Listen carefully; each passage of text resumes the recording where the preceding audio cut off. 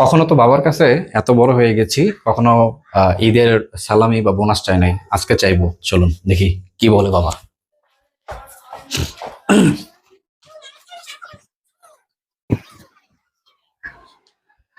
বাবা ভাত খাইছেন? খাওয়া দাওয়া করছেন? ও মসজিদে দেখলাম না, পড়াইছেন ভাই, বেতন দিলাম আজকে। তো এই যে সালামি টালামি দিবেন না? হ্যাঁ, ঈদের সালামি দিবেন না?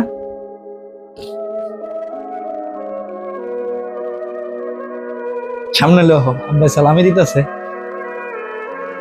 এটা লাগবো না, দোয়া করে দেন। তো মসজিদে তো আপনার পাইলাম না, আমরা বুঝলাম দেখি ঘরে নেই, দোয়া করলে হইবো। টাকা পয়সা দেখি, টাকা পয়সা দোয়া করলে টাকা পয়সা আর বাবা হইবো, কেউ না খেয়ে থাকি, দোয়াটাই তোর।